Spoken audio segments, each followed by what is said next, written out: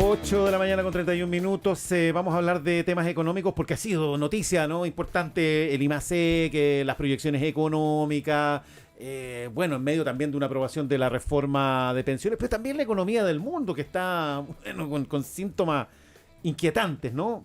Claudio González, economista, director de inversiones de H Capital Invest. Muchas gracias por estar acá. A ti, Pablo, por la invitación. ¿Cómo estás? Buen día. A ver, primero el IMASEC, ¿no? ¿Te sorprendió también? Sí, como a todo el mundo. Muy alto, sorprendente. 6,6, ¿no? 6,6, yo te diría que 2 puntos por sobre lo que todos esperábamos, una vez que habíamos ajustado al alza las proyecciones. Al principio las proyecciones eran 2,5 aprox. Buen número, pero guiado por factores más bien puntuales. A ver, no diría yo que tenemos que hacer destapar champaña. Lo primero es que la minería creció 15%. ¿Ya? Eso te agrega casi un punto del 6,6. Cuando dice la minería creció, ¿qué quiere decir esto? ¿Creció, digamos, por situaciones coyunturales de este último mes o hay cuestiones estructurales que hacen que ese crecimiento se pueda sostener? Yo creo que una mezcla de las dos, un poco más de lo primero.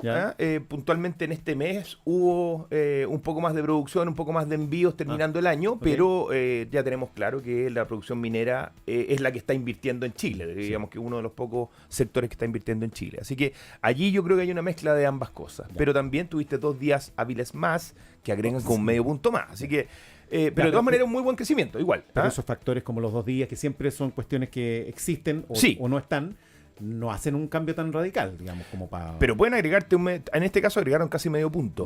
O sea que es importante, pero de todas maneras, si tú sacas esos dos elementos, igual creciste un 5%, que es muy bueno en el contexto en que estamos hoy día. Claudio, a ver, antes de seguir, porque me interesa harto la explicación para que todos lo puedan entender, ¿no? Que explica que las cosas sean así.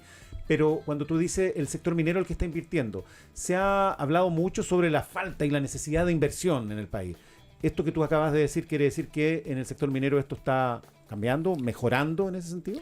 Sí, lo que pasa es que hay señales de inversión positiva. Hay señales de inversión positiva porque los precios en el mundo, y esto está pasando en el mundo, no solo en Chile, están dando espacio para nuevas prospecciones. Cuando el precio del cobre está por sobre 4,2, 4,3 dólares, y el costo, el cash cost, que significa básicamente el costo de extracción puro, está en torno a los 2,2. Es decir, tienes un margen de 2 dólares en que te hace rentable los proyectos, por lo tanto empieza a haber más inversión.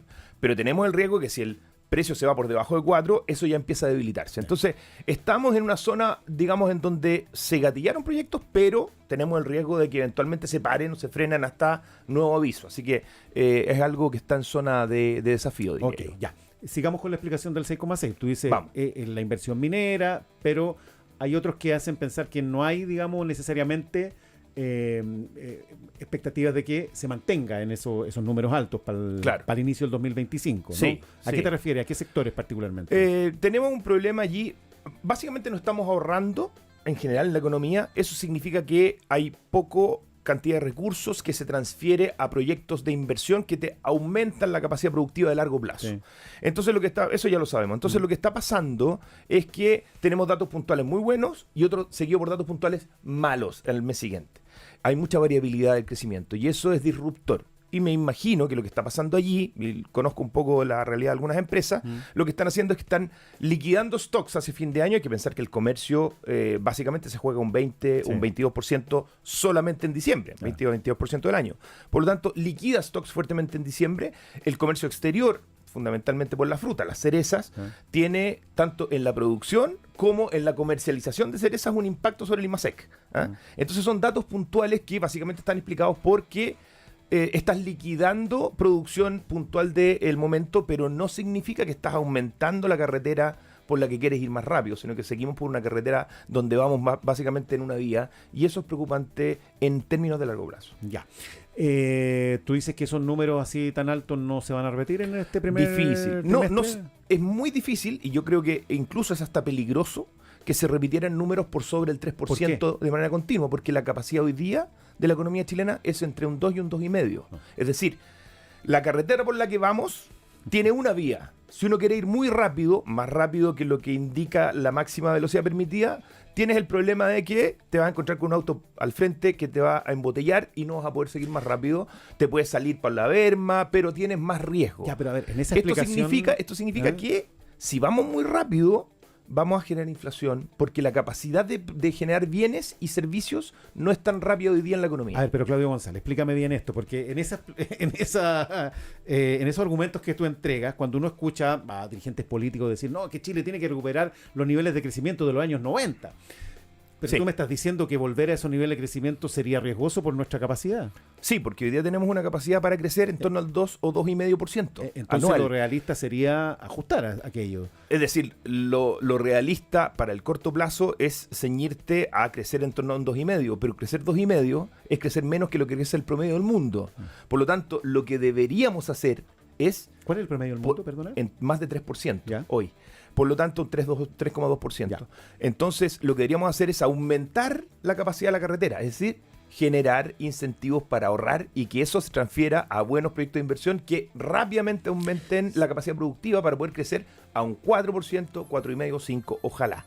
Ya, y eso sería razonable y estaríamos en condiciones de soportarlo sin que se produzcan Si efectos aumentas inflacionarios importantes. Si aumentas el tamaño, Ah. quiere decir que tu capacidad de generar bienes y servicios rápidamente te permite incrementar la demanda por bienes y servicios por un 4,5% o un 5% y eso no genera inflación. ¿En qué sectores crees tú que habría que hincar el diente para que esa carretera crezca? Porque el sector minero, tú dices, hay inversión ahí, el sector minero Sí. como que uno dice, esto es como parte de la estructura, ¿no? Claro. ¿Qué tendría que pasar, digamos? ¿Dónde tú crees que se podrían generar condiciones para que ese camino, esa carretera se ensanche? Infraestructura. Infraestructura carretera, vial, portuaria. Ya. O sea, infraestructura portuaria en Chile. Proyectos de obras públicas. Proyectos de obras públicas grandes que signifiquen que realmente abaratas los costos de los exportadores para poder llegar a los puertos para poder mandar a China. O sea, Eso agilizar lo de significaría, San Antonio, por ejemplo.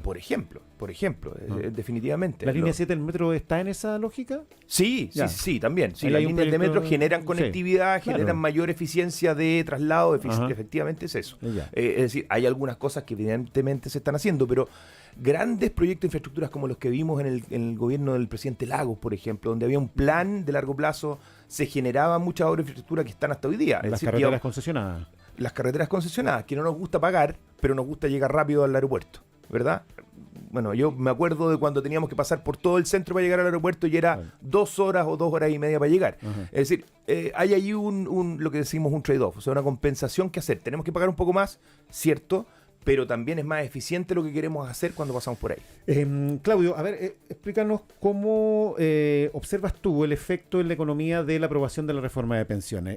Como que las bolsas tuvieron una reacción inicial, Sí. no siempre esto es tampoco permanente, pero ahí hay señales, ¿no? Desde luego, sí. Entonces, bueno, las bolsas subieron. ¿Qué quiere decir esto? ¿Y qué quiere decir esto también en el largo plazo? Porque se supone que aquí también va a entrar plata a digamos... Al mercado de capitales. Al mercado de capitales, Sí. ¿no? Que también debiera incentivar el crecimiento, se supone. Sí. ¿Cómo lo ves? Sí, ahí yo analizaría esto, tiene múltiples Sí. aristas, pero yo lo analizaría desde 3 perspectivas fundamentalmente. Lo macro es que a mí me parece que era absolutamente necesario y es una gran noticia tener una reforma por fin, después de tanto tiempo. Pero dicho eso, me parece que la visión de las fuentes de recursos está bien capturada en la reforma. Es decir, ¿cómo capturamos recursos? Básicamente ampliando fuertemente la capitalización individual, o sea, el ahorro de las personas, pero también la compensación intergeneracional, ¿cierto? A las mujeres, ¿verdad? Etcétera, etcétera. Todo lo que ya sabemos. Eso me parece bien, ¿ya? Hay un buen tratamiento de la sustentabilidad del bono, 1,5% de préstamo, etcétera, que me parece que está razonablemente. Se sostiene, dice. Se sostiene. Ahora, tenemos una duda respecto de los últimos datos de déficit fiscal, en donde si seguimos con ese nivel de incertidumbre respecto de lo que realmente va a ser el déficit fiscal hacia adelante, se pone en peligro la sostenibilidad también del 1,5% que se presta, digamos, ¿cierto?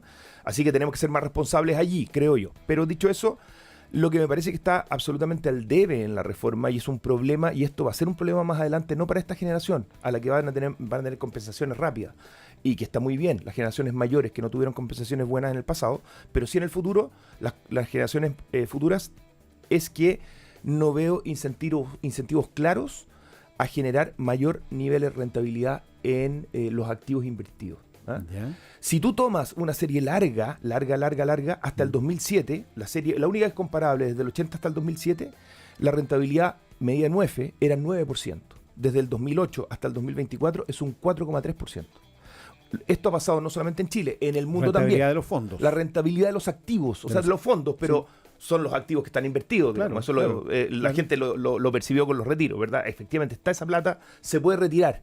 Se puede retirar de activos que están rentando cada vez menos. Sí.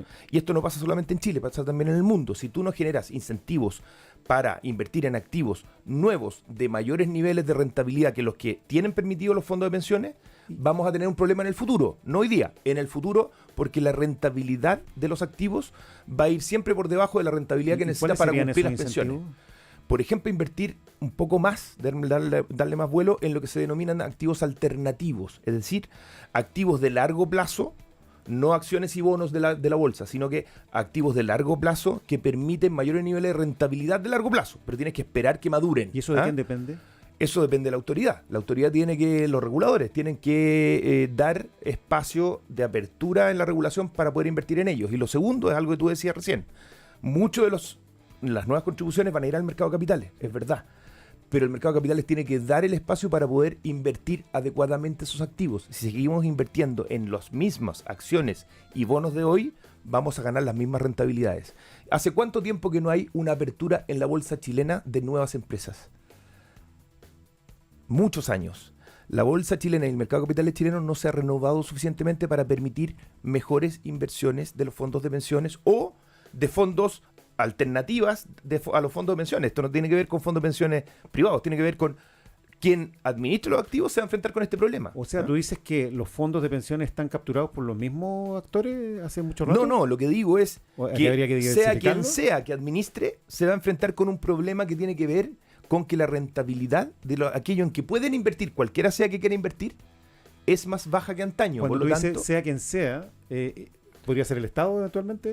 podría ser ¿Se perfectamente el enfrentaría Estado. a la misma situación? Podría si el ser- Estado tuviera, digamos, un Se enfrentaría a la buen misma actor. Exactamente, Ah. se enfrentaría a la misma situación. El punto es que cuando tú analizas el fondo, seguramente el administrador estatal va a ser más cauto y va a invertir en cosas un poquito más cautas. Es probable, ¿verdad? Los fondos generacionales lo van a llevar un poco a eso. El punto es que cuando analizamos los fondos más cautos de IE, administrados por los fondos de pensiones, que son básicamente administración de renta fija, la rentabilidad histórica de esos fondos es 2.5%. Y 2.5% es lo que renta un bono de la Tesorería General de la República. Claudio González es economista, director de inversiones de GH Capital Invest.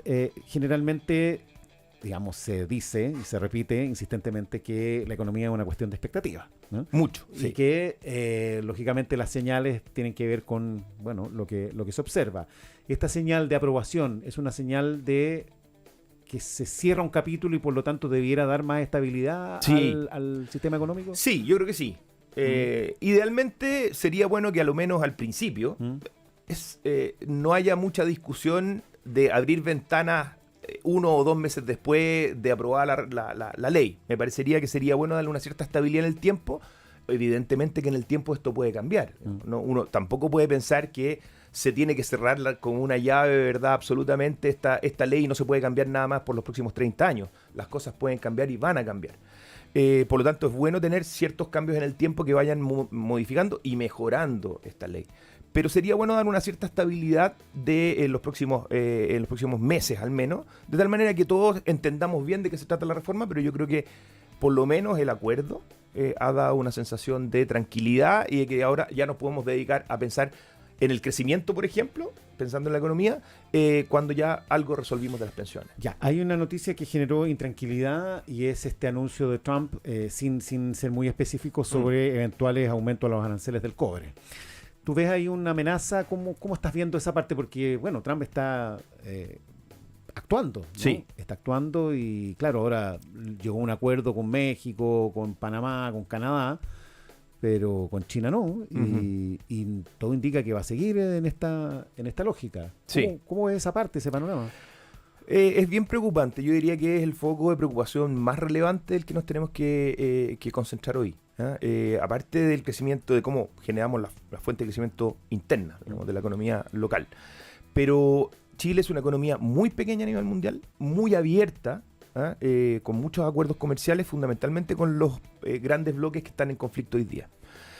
Y es preocupante que Estados Unidos, la administración Trump, comience con esta guerra comercial y con este aumento de tarifas, porque uno podría decir, bueno, es una bravuconada de Trump, comenzó pero después lo paró porque ahora va a llegar a acuerdo con México, con Canadá para que lleven tropas a las fronteras, que era su objetivo final, ¿verdad? Sin embargo, esto va creando también acciones en los contrarios. Y China ya hoy día en la mañana amenaza con que la próxima semana ya también incrementa algunas tarifas a Estados Unidos. Esto no es una buena noticia para Chile, porque tenemos acuerdos comerciales con ellos, y esos acuerdos comerciales se van a ver afectados por esta disrupción en el comercio internacional. Chile vive en una buena parte del comercio internacional. El cobre es una gran fuente de recursos que vive de un buen escenario internacional que no es por lo tanto veo que es una fuga de producción importante. ¿Tú cómo ves esta lógica de Trump de estar planteando estas amenazas de aumento de aranceles y eventualmente que se concreten, cuando eso evidentemente también le afecta a su economía, ¿no? Le genera inflación, ¿no? Esto, digamos, es verdad que con México sale más perdiendo México, eso no hay ninguna duda, sí. Pero no es que no le afecte a la economía norteamericana que está tratando él, le prometió a sus votantes que iba a bajar los precios. Sí. Y además, imaginarse esto de que Estados Unidos no necesita a nadie y que puede vivir con sus propios recursos y que vamos a hacer nuestro propio auto y vamos a... Es como ¿cuánto se sustenta una idea de esa naturaleza? Yo tengo la impresión de que Trump sabe que el 100% de su discurso no es sustentable. Porque, por lo que tú dices, el aumento de los precios, el aumento de las tarifas impacta la inflación. La inflación es el gran problema de los norteamericanos hoy día, sumado a otro problema que es un poco menos aparente, pero que es muy importante, que es el precio del dólar a nivel internacional. Hoy día está en los niveles casi más altos de los últimos años, solamente superado por fin del 2022. Es decir, todo el mundo quiere dólares. ¿Qué pasa con eso? Hace muy caro el precio del dólar. Se aprecia el dólar respecto al resto de las monedas importantes en el mundo, donde no está el peso chileno, digamos. Y ¿eso qué significa? Que la competitividad del sector exportador norteamericano también disminuye.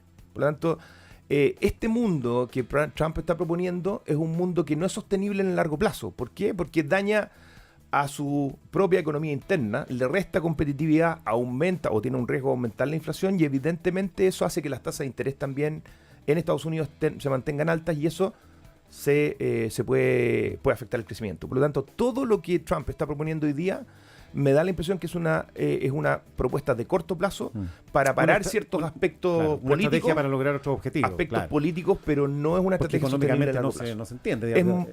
Es muy difícil sostener esto y él porque lo tiene que entender, claro. Lo sabe, me imagino, y está de alguna manera yendo un poco a la Milei, creo yo, ¿no? O sea, voy con todo amenaza, a chocar contigo, claro. Y por lo tanto tú te haces un lado porque si no ves que te voy a chocar efectivamente porque soy un loco, ¿no? Entonces, esa estrategia parece que le ha dado resultado. El problema es que le ha dado resultado. En el pasado lo hizo con China, con las tarifas de la anterior administración. Por lo tanto, es posible que lo mantenga en el corto plazo, pero en el largo plazo me parece que no es sostenible. No es sostenible. Sí. Claro. Ahora, hay quienes dicen, bueno, nosotros tenemos acuerdo de libre comercio con Estados Unidos, estamos de alguna manera protegidos, blindados, pero él acaba de imponer esta idea a México, y México tiene un acuerdo que firmó el propio Trump. Así es. Entonces, ¿eso no es garantía de nada, dirías tú? ¿O sí tiene alguna importancia? A ver, déjame decirlo de otra manera, Pablo. El mundo se divide en países grandes y el resto. Y los países grandes son básicamente dos hoy día en el mundo. En la medida en que esos países grandes, y esto se estudia en economía, una economía pequeña como la chilena no tiene ninguna capacidad de forzar al país grande a mantener los acuerdos. Lo único que podemos hacer es colocar una demanda en la Organización Mundial de Comercio, que probablemente va a terminar, y a Estados Unidos no le importa mucho eso, porque tampoco forma parte. Por lo tanto, lo único que nos queda es tratar de mantener el acuerdo que hay hoy día, llegando a acuerdos con lo que sea la administración que esté en Estados Unidos hoy. Así que no tenemos mucha posibilidad de hacer el enforcement del acuerdo de libre comercio tal cual fue escrito hace 25 años atrás.